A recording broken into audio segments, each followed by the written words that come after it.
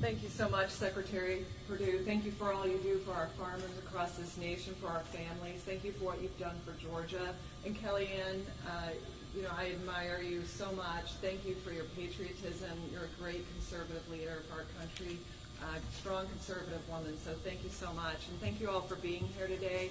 Look, our campaign has tremendous momentum because Georgia knows that they sent someone to Washington to work for them.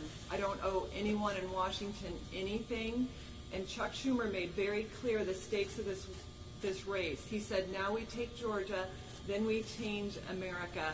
And he's been clear about that change he wants to bring right here in Georgia. It's raising taxes on hardworking families in Georgia.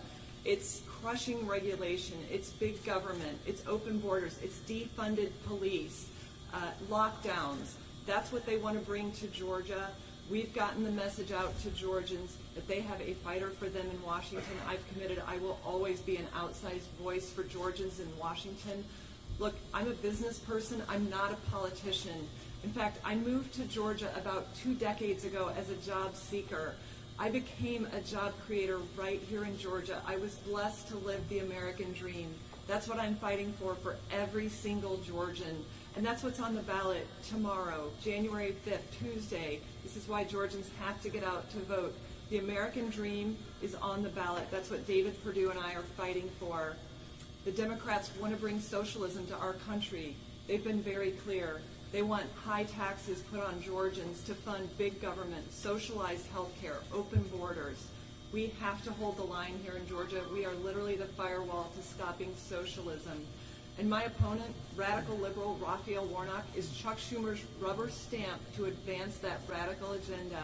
But you don't have to take my words for it. You've seen him in his own words, calling our police officers gangsters, thugs, bullies, a threat to our children. He has attacked our military, saying you can't serve God and you can't serve in the military. I have been proud to stand with our veterans. 2 of my 5 pieces of legislation that I had passed in my first year in the Senate was to help prevent homelessness among veterans, fighting for our veterans. And I continue to fight for our veterans and for all families across Georgia to make sure that they're safe and secure, to stand with law enforcement. My opponent would stand to defund the police and to defund our military. But there's more. It's not just what he has said, it's the things he hasn't said. When I asked him to denounce socialism and Marxism, he refused to do it. That's because he believes in it. When he was asked if he would pack the Supreme Court with liberal justices, he said he had not thought about it. That's because he would pack the court and fundamentally change America and erase our Constitution. He's refused to answer questions about being linked to child abuse and domestic abuse investigations. Georgians deserve answers. They need a politician, a person in Washington who is working for them, not playing politics. Because we heard what Nancy Pelosi said when it came to pandemic relief. They were playing politics with pandemic relief. She withheld relief month after month while hardworking Georgians waited on that relief all summer. She waited until after the election and she admitted it. I've been fighting for families since day one. I helped bring $47 billion right here to Georgia. David Perdue and I did that. We brought $15 billion to small business that saved 1.5 million jobs. And we also fought to pass $900 billion of relief in December to make sure that families had checks, that unemployment was preserved, that eviction moratoriums were held up, that we had money to speed the vaccine right here to Georgia. But that's what Democrats said no to time and again. Money for schools, money for hospitals. They said no. They played politics. We have to hold them accountable. And I fought to get families the $2,000 checks. And I've continued to fight for that, and so has David. Look, everything's on the line in this election. Our way of life in Georgia. That's why I'm so proud to show Georgians the work that I've produced for them in just 1 year, in my first year in the Senate, on top of running a campaign that is defending our freedoms, our way of life in this country, fighting for the American dream that I was blessed to live. That's why I donate my Senate pay every single month to charities across Georgia to help those who are helping others live those dreams, to come back from adversity. That's what is the best of America. That's what I'm fighting to preserve. My opponents will never fight for that. They will always fight for Chuck Schumer and Nancy Pelosi's radical agenda that has to be rejected right here in Georgia. So I just want to say thank you for coming out today, and we'll be glad to take your questions. All right, let's go ahead and go with Patricia and then Robert. Senator, good morning. We have the president on tape telling Brad Raffensperger to find him 11,000 votes to overturn the last election. And if he doesn't do that, the president says a lot of Republicans are going to vote negative on Tuesday. And you said you support the president 100%. Do you support his efforts to overturn the election? Are you okay with his phone call to Raffensperger? Look, my sole focus is on tomorrow, January 5th. This election, everything's at stake for this country. I am focused on that exclusively because this affects every single Georgian. And that's been my focus the entire time I've been in the Senate, is working for Georgia, serving them, delivering results, and that's why we need to focus on getting out to vote January 5th, because the future of the country is on the ballot. All right, Robert. Senator Loeffler, obviously you're new to politics and new to campaigning, but we have one day left to go. At this point, do you feel as though you've left it on the line for Georgia? Look, we've left everything on the field. We have worked every single day to serve Georgians. We've delivered unprecedented relief right here in Georgia, bringing $47 billion to our state and then passing additional relief. I continue to fight for the $2,000 checks, but also to deliver results and hold those in Washington accountable for failed policies like Nancy Pelosi, who prevented relief coming to Georgia time and again. I'm proud of my campaign because we've shown Georgians the importance of this race, not just here in Georgia, but to the entire country.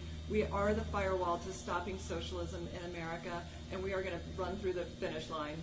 All right, James, and then Ashley. Senator, I just wanted to follow up. Do you think that it's appropriate for the president to push the Secretary of State to try to find new votes to overturn the election? Do you have any problem with what he said in that phone call? Look, my sole focus is on getting Georgians out to vote on January 5th because we are the firewall to stopping socialism. We have to hold the line here in Georgia. Everything's at stake in this election. This is about Georgians. I don't want Georgians to have high taxes, to have crushing regulation, to have Green New Deal policies crushing our farmers, to have open borders. I want our kids to have school choice. I want to fix our health care system. Obamacare has failed Georgia. 130,000 Georgians have lost their health care coverage due to Obamacare. That's what's important in this race. Senator Loeffler, so we've heard some issues or concerns from Republicans about voters not turning up tomorrow or that there will be fraud in the election. What do you see as your biggest challenge in defeating the Democrats tomorrow? The biggest challenge we have is to make sure people come out and vote. And I know Georgians are going to do that because I've been going across the state the last 9 weeks nonstop. Georgians are fired up. Look at where we are right now, 3 million early votes. That has put us in a position to win. That's where we need to be. We need Georgians to come out and vote for David Perdue and Kelly Loeffler because we're in Washington working for them. And I've always said to Georgians, I promise to take Georgia to Washington. I'm not going to bring Washington to Georgia. I work for them. And so we are going to get the vote out. I'm very confident in that. We've run races that we will win. Georgians just need to turn out and vote 7 a.m. to 7 p.m. on Tuesday. All right, let's go for Reagan and Riley, and I think that's all we're going to have time for. Go ahead.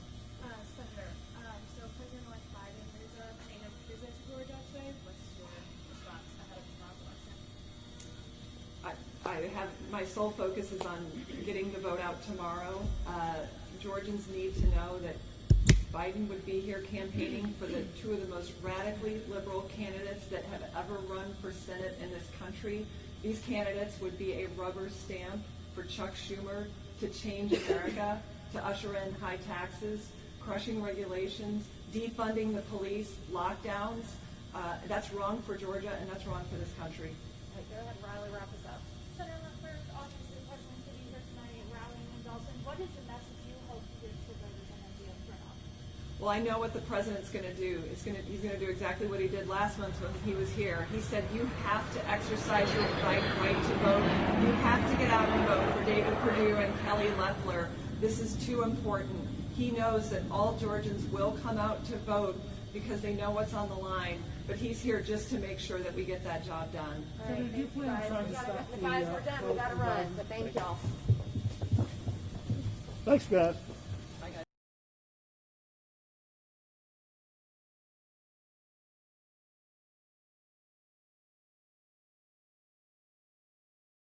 The biggest stories the moment they happen from around the globe. Subscribe to Bloomberg Quick Take now for insight in an instant.